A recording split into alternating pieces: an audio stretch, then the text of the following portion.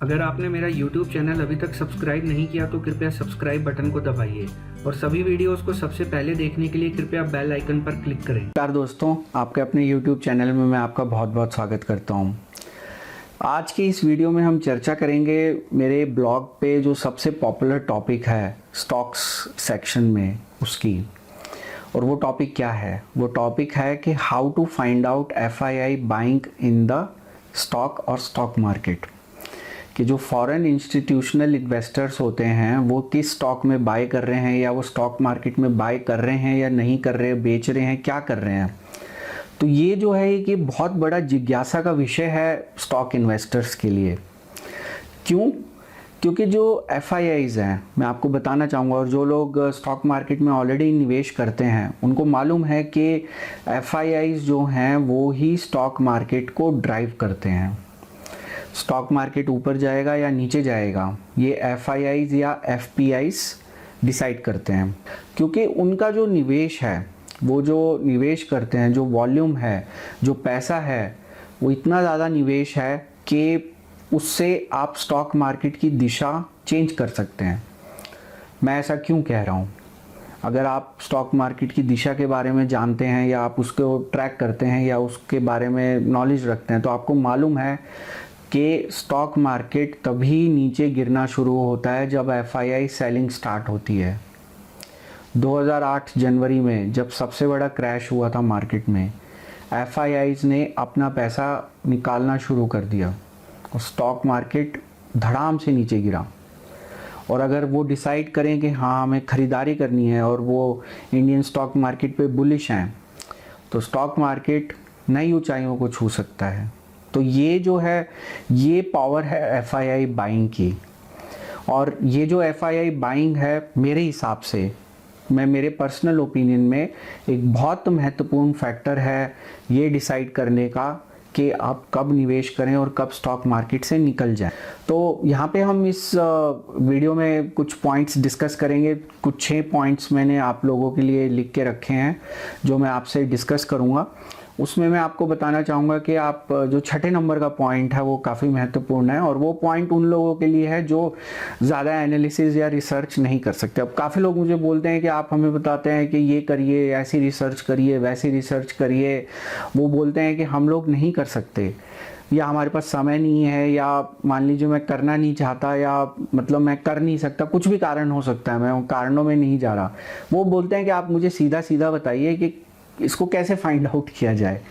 तो उन लोगों के लिए 6ठा पॉइंट जो है वो उन लोगों के लिए है जो लोग ज़्यादा रिसर्च नहीं करना चाहते या ज़्यादा इस चीज़ में अपना समय व्यतीत नहीं करना चाहते इस रिसर्च में। पर हाँ, अगर आपको सही में अगर आपको फाइंड आउट करना है कि FII बाइंग कैसे करते हैं या सेलिंग कैसे करते हैं, तो इस वीडियो में जो मैं पॉइंट्स डिस्कस करूँगा आप उनको ध्यान से सुनिए, ध्यान से देखिए, क्योंकि एक वीडियो में मैं शायद एक लिमिटेड जानकारी ही शेयर कर सकता हूँ। पर हाँ, मैं कोशिश करूँगा कि आने वाले वीडियोज़ में आपकी जो कमेंट्स के बेसिस के ऊपर या आपके फीडबैक के बेसिस पे जो जानकारी आपको ज़्यादा डिटेल में चाहिए होगी जिस पॉइंट के बारे में, मैं उसके ऊपर एक अलग से दूसरा वीडियो बनाऊँ। तो अब सबसे पहला जो सवाल होता है दर्शकों का वो ये होता है कि ये मैं कैसे फाइंड आउट करूं कि NSE में, BSE में आज FIIs ने बाय किया, सेल किया, या उनका क्या फिगर था।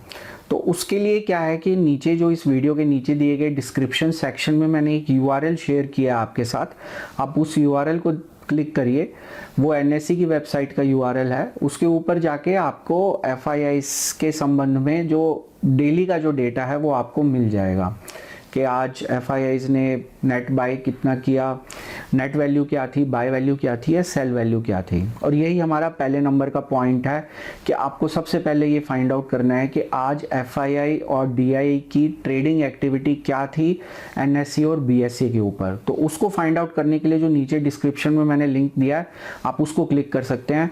वो लिंक काफ़ी लोग मुझसे पूछते हैं कि कहाँ से फाइंड आउट कर सकते हैं, पर वो मैंने आज वीडियो में शेयर किया है। वो वहाँ पर आपको 3 वैल्यू मिलेंगी, बाय वैल्यू, सेल वैल्यू और आपको नेट वैल्यू। तो अब आप सोचेंगे कि भाई इन 3 वैल्यू से मैं क्या कंक्लूड करूं, मुझे क्या मालूम कौन से स्टॉक में निवेश कर रहे हैं, कहां से निकल रहे हैं, क्या बेच रहे हैं, क्या खरीद रहे हैं। वो भी मैं आपको बताऊंगा कि उसको फाइंड आउट करने के भी तरीके होते हैं, मतलब कुछ एजम्पशंस के बेसिस पे आप फाइंड आउट कर सकते हैं।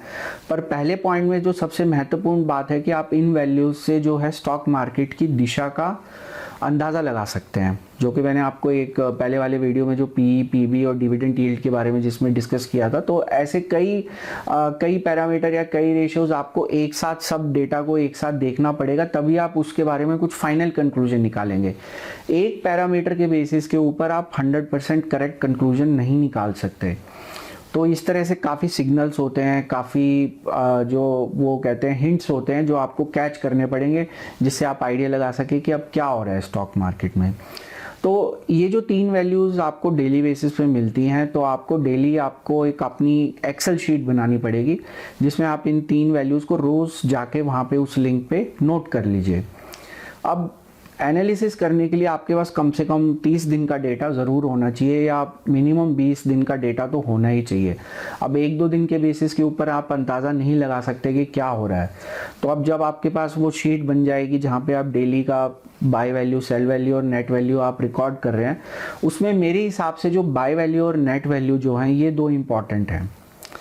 इन 2 वैल्यू से आप कैसे कंक्लूजन निकालेंगे? अगर मान लीजिए आपकी बाय वैल्यू भी इंक्रीज हो रही है और आपकी नेट वैल्यू भी इंक्रीज हो रही है, इसका मतलब कि FIIs बुलिश हैं मार्केट के ऊपर, स्टॉक के ऊपर नहीं, मार्केट के ऊपर।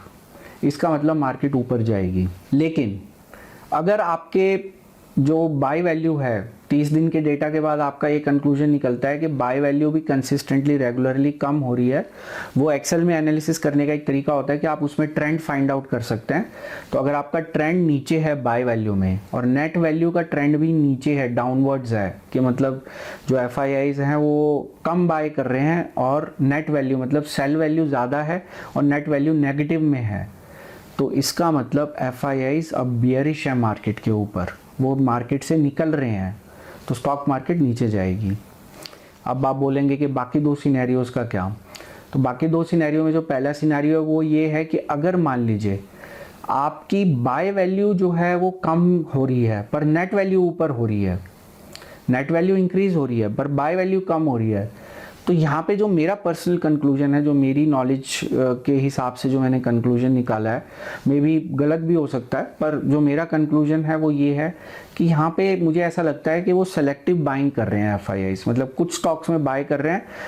मान लीजिए उनके पोर्टफोलियो में 100 स्टॉक्स हैं, तो मुझे ऐसा लगता है कि वो कुछ स्टॉक्स में तो बाइंग कर रहे हैं पर मेजॉरिटी में वो सेल कर रहे हैं। तो लेकिन अगर मान लीजिए आपकी बाय वैल्यू इंक्रीज हो रही है और नेट वैल्यू डिक्रीज हो रही है, डिक्रीज मतलब वो नेगेटिव में जा रही है, कि सेल, बाय वैल्यू इंक्रीज हो रही है, मान लीजिए एवरेज 4000 करोड़ की बाइंग होती है, बाय वैल्यू आप ट्रेंड पता लगाते हैं कि वो जो वैल्यू है वो इंक्रीज हो रही है और 4800 करोड़ है, और जो आपकी नेट वैल्यू लेकिन वो नेगेटिव है, वो मान लीजिए 500 करोड़ नेगेटिव है, तो इसका मतलब सेल वैल्यू जो है वो 5300 करोड़ है। तो इसका मतलब क्या है कि पोर्टफोलियो शिफ्टिंग हो रही है शायद।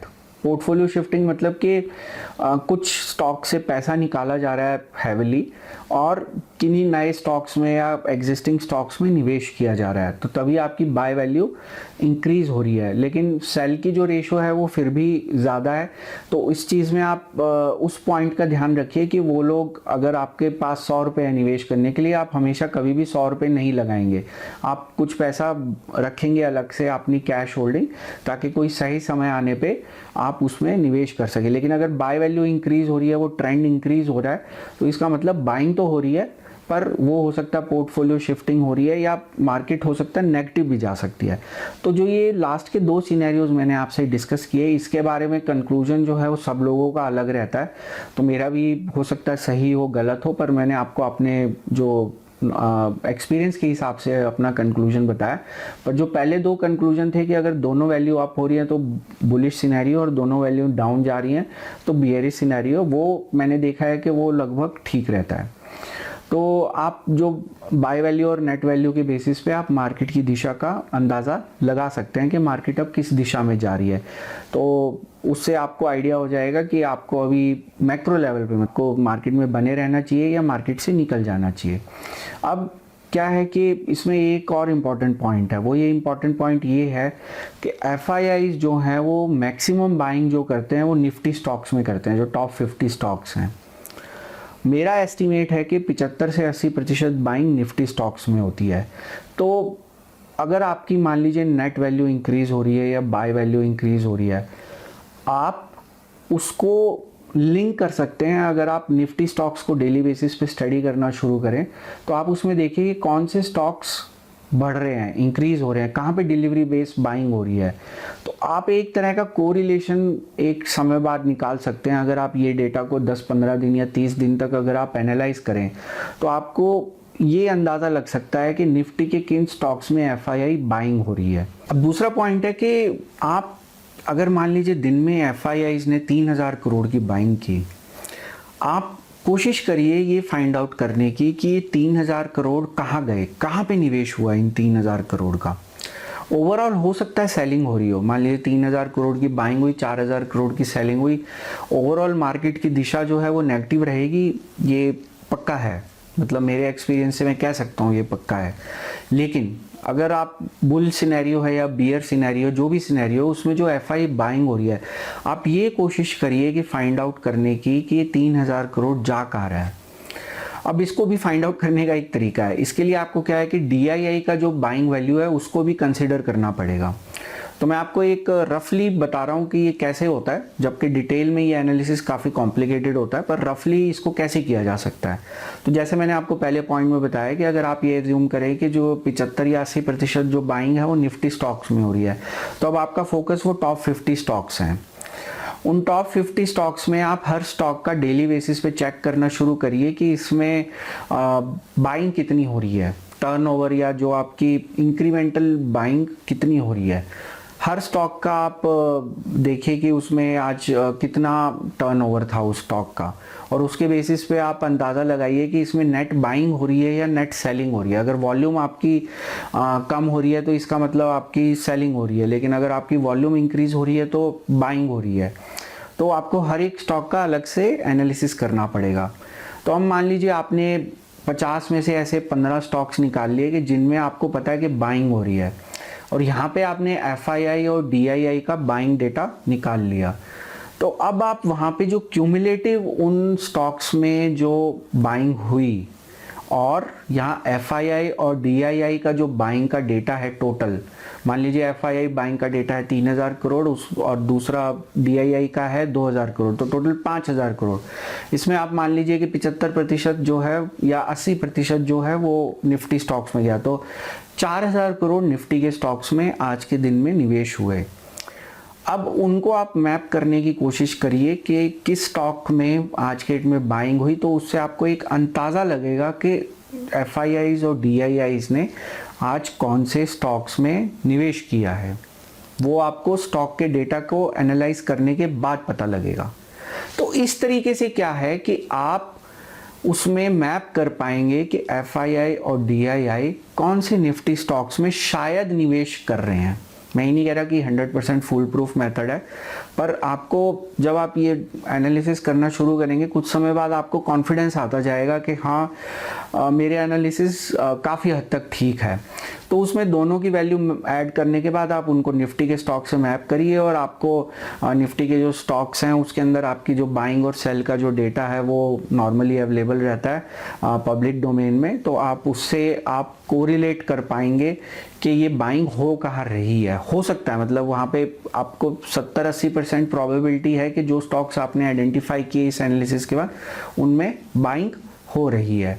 तो उससे आपको मालूम हो जाएगा कि निफ्टी के कौन से स्टॉक्स में आप बाइंग कर रहे हैं, एफआईआईज या डीआईआईज। ये जो चीज़ है, बाकी जो 20% निवेश हो रहा है वो थोड़ा आइडेंटिफाई करना है, फाइंड आउट करना मुश्किल है कि वो कौन से स्टॉक्स में हो रहा है। पर उसका भी यही तरीका होता है कि आप स्टॉक्स जिनके अंदर वॉल्यूम इंक्रीज हो गए या डिलीवरी इंक्रीज होगी, आप उनको देख सकते हैं। तो वो हम एक आगे आने वाले पॉइंट में डिस्कस करेंगे। तो अब जो ये तीसरा पॉइंट है वो उसी से ही लिंक है कि जो वॉल्यूम और डिलीवरी के डेटा को आप एनालाइज करिए। जो दूसरे स्टॉक्स हैं, निफ्टी के स्टॉक्स को भी आप इंक्लूड कर लीजिए, और जिन स्टॉक्स में कंसिस्टेंट बेसिस पे वॉल्यूम डिलीवरी परसेंटेज इंक्रीज हो रही है और डिलीवरी वॉल्यूम भी इंक्रीज हो रही है, आप उनको अपने रडार पे रखिए। आपको उसमें आप एक चीज़ का ध्यान रखिए कि आप ये चेक करिए कि इनमें कोई बल्क डील्स तो नहीं हो रही। तो जो एक गलती, कॉमन गलती निवेशक करते हैं वो ये करते हैं कि वो बल्क डील्स को चेक नहीं करते। बल्क डील का डेटा भी एनएसई की वेबसाइट पे अवेलेबल होता है। तो उससे क्या है कि वो जो डेटा है वो फिर नहीं तो मिसलीडिंग हो जाता है आपके लिए। अगर वो मान लीजिए जो वॉल्यूम और डिलीवरी जो है बल्क डील की वजह से इंक्रीज हुई, तो आपको ये देखना पड़ेगा कि किसने बाय किया, किसने सेल किया। हो सकता है एफआईआई बाय कर रहे हो, पर नहीं भी हो सकता। तो ये दोनों सिनेरियो, तो आपको बल्क डील्स वाले जो स्टॉक्स हैं उनको माइनस कर देना है अपनी लिस्ट में से। बाकी जिन स्टॉक्स में कंसिस्टेंट बेसिस के ऊपर बाइंग हो रही है, वॉल्यूम इंक्रीज हो रहा है, डिलीवरी इंक्रीज हो रही है, डिलीवरी परसेंटेज इंक्रीज हो रही है, उन स्टॉक्स में अगर कंसिस्टेंट बेसिस पे हो रहा है तो आप ये अपना अंदाज़ा लगा सकते हैं या ये एज्यूम कर सकते हैं कि इसमें या तो एफआईआई बाई कर रहे हैं या डीआईआई बाई कर रहे हैं। तो वॉल्यूम, डिलीवरी और डिलीवरी परसेंटेज के ऊपर भी मैं एक वीडियो शेयर करूंगा जहां पे मैं इसको बहुत डिटेल में डिस्कस करूंगा कि ये जो वैल्यूज़ हैं ये क्यों इंपॉर्टेंट हैं। तो चौथे नंबर पे जो पॉइंट आता है वो ये आता है कि किन थीम्स या सेक्टर्स के ऊपर एफआईआईज बुलिश हैं। अब आप सोचेंगे ये मुझे कहाँ से पता लगेगा? ये आपको पता लगेगा जो फॉरेन ब्रोकरेजेस हैं, जो इंडिया में फॉरेन के जो ब्रोकरेज हाउसेस हैं जो इंडिया में ऑपरेट करते हैं, वो अपनी रिसर्च रिपोर्ट निकालते हैं। तो नॉर्मली उनको आइडिया होता है कि एफआईआईज क्या कर रहे हैं इस समय मार्केट में। तो वो लोग आपको 100% तो नहीं, मतलब शायद आपको उनकी पूरी रिपोर्ट पढ़ने के बाद आपको एक हिंट मिले कि क्या होने वाला है। तो उनकी रिपोर्ट्स आप अच्छे से उनका अध्ययन करिए, उनको समझिए, और उससे आपको आइडिया हो जाएगा। वो लोग शायद स्टॉक्स आपको ना बताएं, पर आपको सेक्टर्स बताएंगे कि कौन से सेक्टर्स पे वो बुलिश हैं। कई केसेस में स्टॉक्स भी बताते हैं। तो आप ये मान के चलिए कि अगर 10 स्टॉक रिकमेंड हुए तो उसमें से आपके कुछ ठीक होंगे, तो आप उसको फिर अपने रडार पे ले आइए, उन स्टॉक्स को अपने रडार पे ले आइए, और जो हमने पहले वाले पॉइंट्स डिस्कस किए आप उनको जांचने परखने की कोशिश करिए कि क्या ये जो डेटा आप शेयर किया गया है या जो रिसर्च रिपोर्ट में पॉइंट शेयर किए गए हैं क्या वो सही है, या हो सकता है कि वो पॉइंट्स ठीक ना हो, या हो सकता है वो रिकमेंडेशंस ठीक ना हो।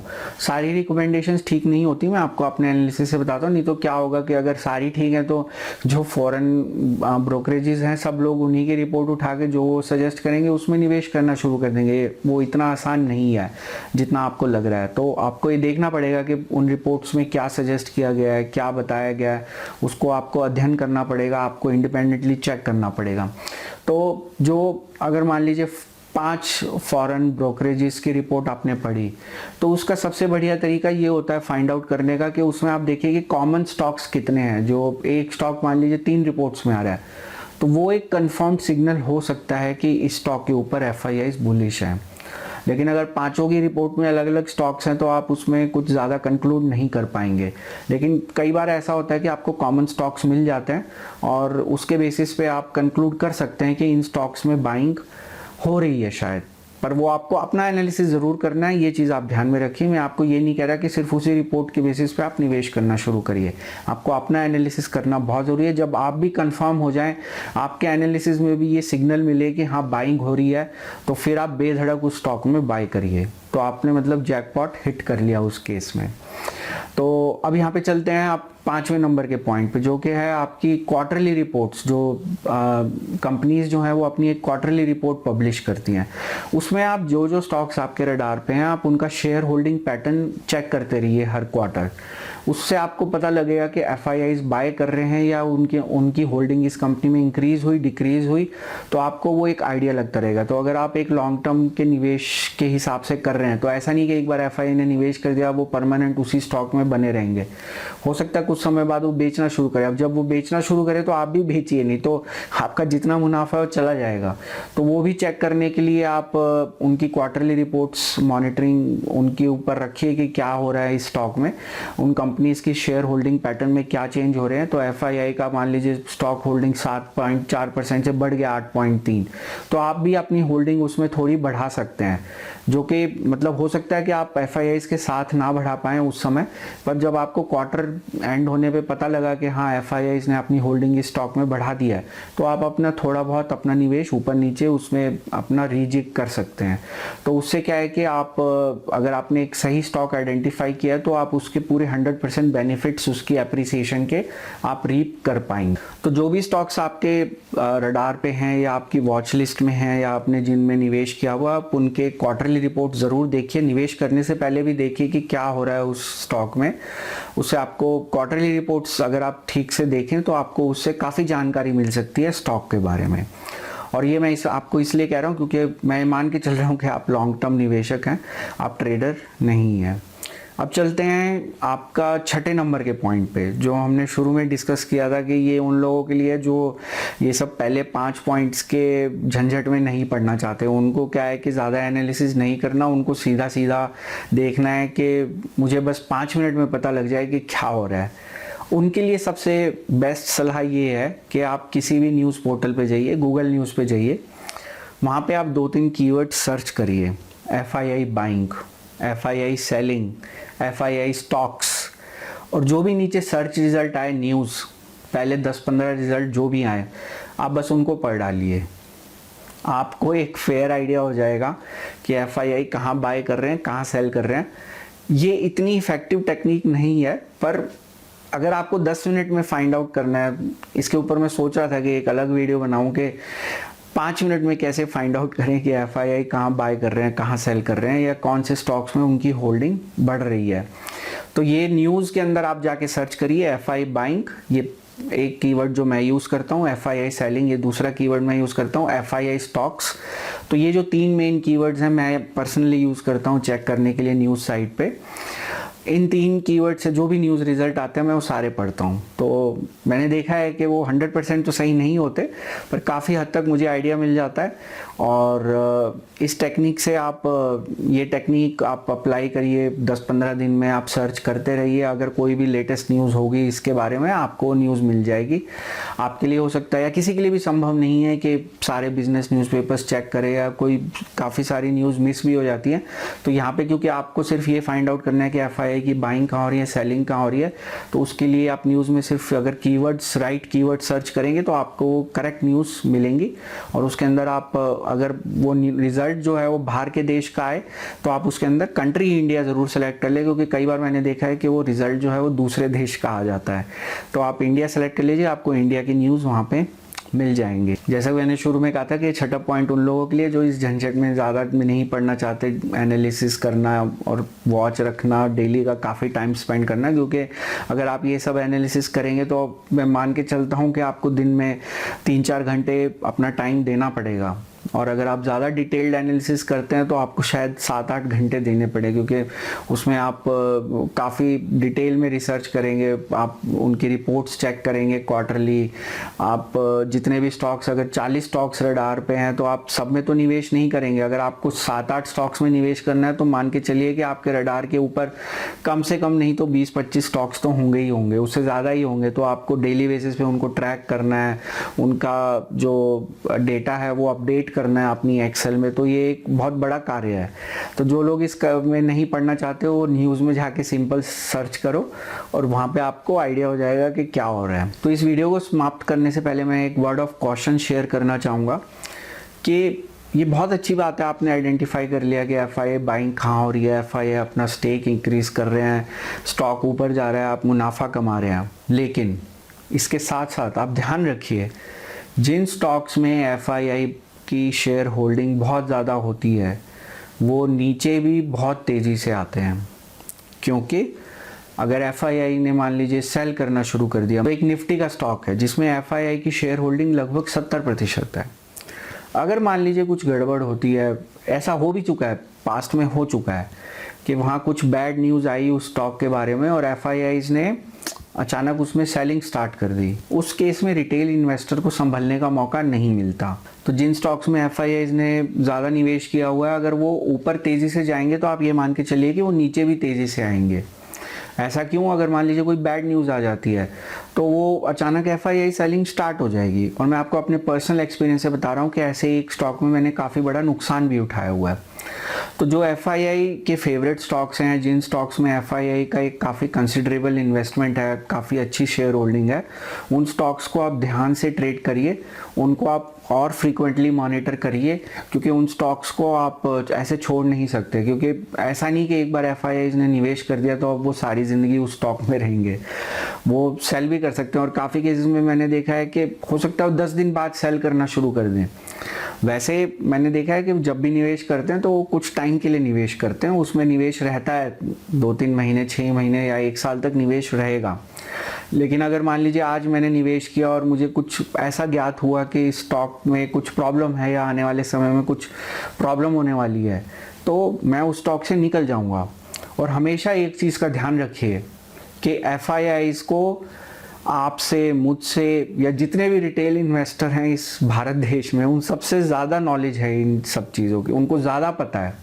ये मैं देख चुका हूँ उनको, वो क्योंकि काफ़ी उनकी एक पूरी टीम है, बड़ी बड़ी टीम्स बैठी हुई हैं जो ये पूरा एनालिसिस कर रही हैं। आप और मैं शायद इंडिविजुअल लेवल पे एनालिसिस कर रहे हैं और हम शायद उस लेवल का एनालिसिस ना कर पाएँ, लेकिन जो एफआईआईज हैं उनकी एक डेडिकेटेड टीम्स हैं, वो बैठ के पूरी रिसर्च कर रही हैं, एनालिसिस कर रही हैं। उनको ज्ञात है कि स्टॉक में क्या होने वाला है, क्या उसमें प्रॉब्लम है, वो उनकी पूरी की पूरी क्वार्टरली एनुअल रिपोर्ट्स को बहुत अच्छे से समझ सकते हैं। तो ये जो सारे फैक्टर्स हैं ये उनकी फेवर में जाते हैं। लेकिन हम जो रिटेल इन्वेस्टर्स हैं, हमारा बस एक ही काम है कि ride the wave. Ride the wave क्या है कि जिस दिशा में पानी बह रहा है आप उसके साथ बहते जाइए, और आप ऐसा कभी नहीं होगा कि आप ए पॉइंट से बी पॉइंट तक पहुंच जाएंगे, पूरा फ़ायदा ले लेंगे। आप हो सकता है एंट्री एक थोड़ा सा लेट करें और आपको एग्जिट शायद थोड़ा सा पहले करना पड़े, पर आप उसमें संतुष्ट रहिए। आपने मुनाफा कमाया ना, ये बहुत खुशी की बात है। तो मुझे उम्मीद है कि आपको ये वीडियो बहुत पसंद आया होगा। जो पॉइंट्स मैंने इस वीडियो में शेयर किए वो मैंने कोशिश की कि मैं उसके अंदर सारे इंपॉर्टेंट पॉइंट्स आपको बता सकूं, पर जो पूरा डिटेल्ड एनालिसिस है वो काफ़ी इन डेप्थ में करना पड़ता है, और उसके लिए जिस पॉइंट पे आप लोग आग्रह करेंगे मैं उस पॉइंट के ऊपर और वीडियोज़ आगे शेयर करूँगा। ये वीडियो आप अपने मित्रों और परिजनों के साथ सोशल मीडिया के थ्रू शेयर भी कर सकते हैं। अगर इस वीडियो से संबंधित आपके कोई और जानकारी चाहिए या कोई सुझाव है, कोई फीडबैक है, कमेंट है, क्वेरी है, आप नीचे दिए गए कमेंट सेक्शन में अपना कमेंट पोस्ट करिए, मैं आपके कमेंट का ज़रूर जवाब दूंगा। इसी तरह जानकारी से भरपूर और ज्ञानवर्धक वीडियोज़ देखने के लिए आप मेरा यूट्यूब चैनल सब्सक्राइब कर सकते हैं। सब्सक्राइब की ऑप्शन इस समय आपकी स्क्रीन पर विजिबल है, या नीचे दिए गए सब्सक्राइब बटन को आप क्लिक करिए। उस बटन के साथ दिए गए बेल आइकन को भी क्लिक करना ना भूलें, उससे आप सभी वीडियोस सबसे पहले देख पाएंगे। ये वीडियो देखने के लिए आपका बहुत बहुत धन्यवाद।